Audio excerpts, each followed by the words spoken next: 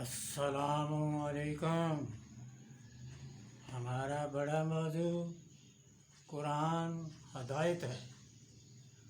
آج ہم عورت مرد بحیثیت انسان برابر ہیں، اس کے بارے میں آپ سے گفتگو کریں گے۔ کائنات کی تخلیق، اللہ نے تمام کائنات کو خلق فرمایا، پھر اسے مرد عورت یعنی انسان کے لیے مسخر بھی کر دیا۔ اللہ عالمین کا پروردگار یعنی پالنہار بھی ہے۔ تمام مخلوق اپنے خلق شدہ مقصد کے تحت نہ صرف شکل و صورت بلکہ اپنے فرائض منصبی کے لحاظ سے ایک دوسرے سے مختلف ہے۔ دنیا کی رنگینی یعنی رنگا رنگی ہی اس کا حسن و زیبائش ہے۔ مرد اور عورت دونوں اپنی اپنی جنس کے لحاظ سے مختلف حقوق و فرائض رکھتے ہیں۔ ایک لحاظ سے مرد اور مرد کے، عورت اور عورت کے اپنے اپنے مقام و محل کے لحاظ سے بھی حقوق و فرائض الگ الگ ہیں۔ لیکن کیا ایک گھر میں بحیثیت نوکرانی اور مالکن حقوق و فرائض برابر ہیں؟ اس وضاحت کا مطلب صرف مغرب زدہ عورتوں کا یہ فریب خوردہ اور گمراہ کن نعرہ سامنے لانا ہے کہ مرد عورت برابر ہیں۔ کیا ان کے گھر میں نوکرانی مالکن بھی ہے؟ کیا دفتر میں انچارج حضرات اور چوکیدار اپنے فرائض میں برابر ہیں؟ مرد اور عورت کی برابری دین اسلام کے تحریری الہامی آئین میں یعنی قرآن میں مرد عورت ایک انسان کی حیثیت سے ضرور برابر ہیں۔ سورہ احزاب آیت 35 میں اللہ تعالیٰ نے اس کی وضاحت فرمائی ہے۔ اللہ تعالیٰ نے فرمایا کہ مسلمان ہونے کی حیثیت سے عورت اور مرد کے درجات ایک جیسے ہیں، یعنی جتنی کسی کی اپنی کوشش ہے اتنا ہی اس کا اللہ تعالیٰ کی بارگاہ میں مقام ہے۔ ایک دوسرے سے کم یا زیادہ دونوں مرد عورت کے لیے اللہ کی مغفرت اور اجر عظیم کا وعدہ ہے۔ قرآن اس آیت میں عورتوں مردوں کی 10 اعتقادی، عملی اور اخلاقی صفات کو ان کے اجر عظیم کے ساتھ بیان کرتا ہے۔ ان صفات کا ایک حصہ ایمان بارے ہے، یعنی زبان سے اقرار، قلب و روح سے تصدیق اور ارکان کے ساتھ عمل۔ دوسرا حصہ زبان و شکم اور جنسی کنٹرول بارے ہے۔ یہ انسانی زندگی میں مؤثر فیصلہ کن نتائج کے عوامل ہیں۔ تیسرے حصے میں زندگی کی ضروریات سے محروم لوگوں کی حمایت اور سخت ترین حوادث میں استقامت یعنی ڈٹے رہنا یعنی صبر کا ذکر ہے۔ آخری بات، ان مندرجہ بالا صفات کو اپنائے رکھنے بارے گفتگو ہے۔ اس آیت میں جو اللہ تعالیٰ نے 10 صفات مرد اور عورتوں کی یکساں بیان فرمائی ہیں، درج ذیل ہیں۔ نمبر 1 فرمایا مسلمان مرد اور مسلمان عورتیں، یعنی اللہ کے احکامات کے سامنے سر تسلیم خم کرنے والے مرد اور سر تسلیم خم کرنے والی عورتیں۔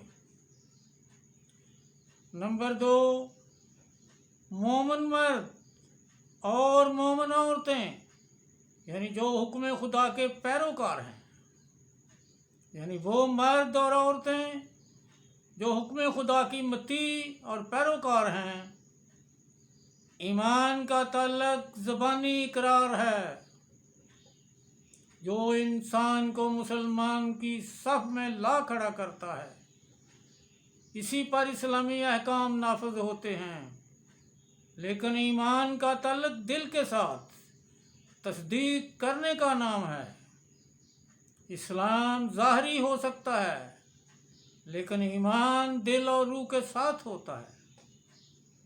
امام صادق کے بقول ایمان دراصل عمل ہی ہے۔ اسلام توحید و رسالت کی زبانی سے گواہی دینا، لیکن ایمان نور ہدایت ہے اور ایسے اعمال سے عبارت ہے جو ایمان کے پیچھے چلے آتے ہیں۔ نمبر 3، فرمان الہی کے مطیع مرد اور فرمان الہی کی مطیع عورتیں۔ خضوع و خشوع والی عبادت کرنے والے جو ایمان و اعتقاد کے ساتھ بجا لائی جاتی ہے۔ نمبر 4، سچے مرد یعنی صدیق اور سچی عورتیں، یہ زبان کی حفاظت کرنے والی اہم ترین صفت ہے۔ ایمان کی درستی اور استقامت زبان کی استقامت پر منحصر ہے۔ رسول خدا کا صلی اللہ علیہ وآلہ وسلم کا فرمان ہے، انسان کا ایمان اس وقت تک درست نہیں ہو سکتا جب تک اس کا دل درست نہ ہو۔ جب تک اس کی زبان درست نہ ہو اس کا ایمان درست نہیں ہوتا۔ نمبر 5، صابر با استقامت مرد اور صابر با استقامت عورتیں۔ ایمان کی بنیاد صبر و شکیبائی ہے۔ صبر کا مقام و مرتبہ انسان کے بدن میں اس طرح ہے جس طرح انسان کا سر ہے۔ نمبر 6، باخشوع مرد اور باخشوع عورتیں۔ اخلاق کے آفات و مصائب میں سے تکبر و غرور اور حب جاہ و مال بھی ہیں، جبکہ ان دونوں الفاظ کا متضاد خشوع ہے، خضوع ہے۔ نمبر 7، انفاق کرنے والے مرد اور عورتیں، یعنی اللہ تعالیٰ کے راستے میں خرچ کرنے والے مرد اور خرچ کرنے والی عورتیں۔